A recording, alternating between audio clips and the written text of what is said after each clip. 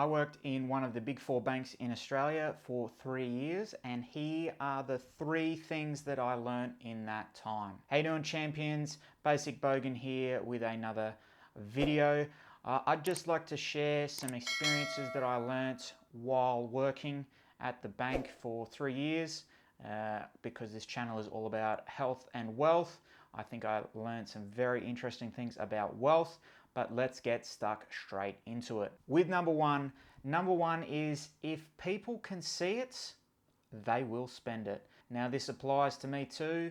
Sometimes, I can see that I've got extra few bucks there. I might think, hey, maybe I do need that thing. Generally, I don't need that thing. And now this is something that I notice quite a lot. People would come in quite regularly, do withdrawals and stuff like that, and then you'd see them later and then they've been complaining about not having any money. And what I found the most effective way to overcome that was, it was actually one of my managers that showed me this, was she actually went and opened another bank account at another bank and put her money there for saving towards a house. When she was ready, once she got a deposit, she moved it back over to us and then got her home loan. It's perfect. So we find that people actually do that as well with the one bank. They'll just put a stop on their account so they can't see it in their internet banking. So then that means they have to go that extra step to actually get the money out or move the money to another account to be able to spend it. All right, that was number one. Number two, everyone wants to invest, but not everyone knows how. So one of the best parts of my job was actually helping people set up to invest. Now, unfortunately, because of my role, I wasn't able to give financial advice. I'm not qualified, so I would only be able to show them how to invest, and then what they invested in was up to them.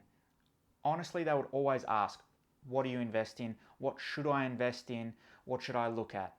I couldn't give them that information. I could suggest what you could do is you could go do some research on industries that you already know about and go and invest in those things. And that's what I think you should do. You should invest in things you already know. I made the mistake of investing in mining companies. I don't know anything about mining.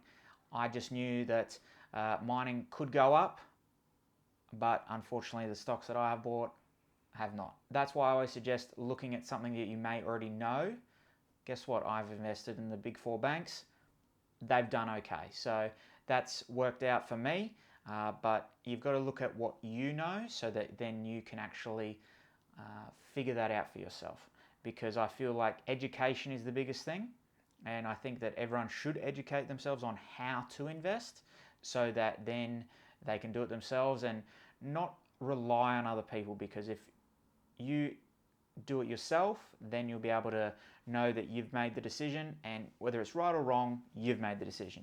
Someone hasn't just said you should invest in X, and so you're like, okay, cool, I'll put all my money on there, and then it doesn't work, and you go, oh damn, why did I listen to that person?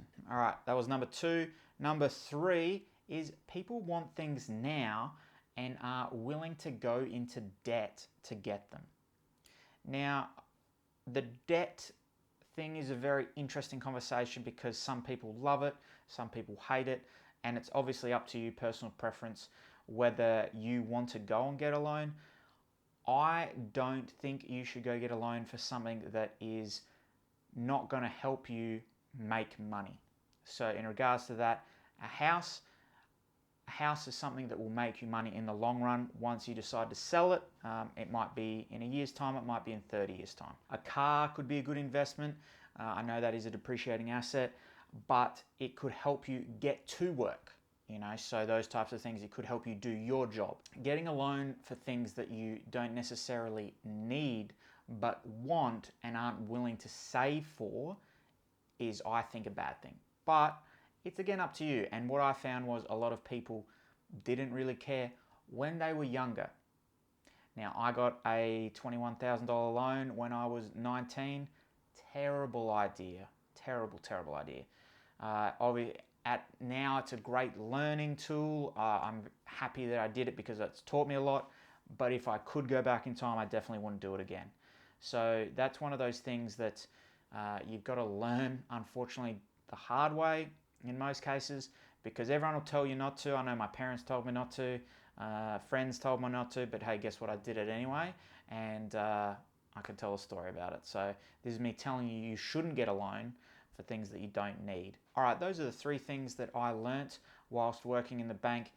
Now, there are many things I learned, and I'm really excited to share them with you moving forward. 3 years is a long time. I served a lot of customers. I helped a lot of customers, and I want to help you not fall into some of the traps that they felt into. So I'll keep these videos going. If you like them, make sure you comment below. If you're interested in knowing how a bank works, ask away. I will endeavour to answer them without obviously doing something I'm not supposed to, because banks, you're not allowed to really talk about the behind the scenes too much. Alright, if you've enjoyed this episode, make sure you give it a like. If you are following along, make sure you give us a sub. All of that good gear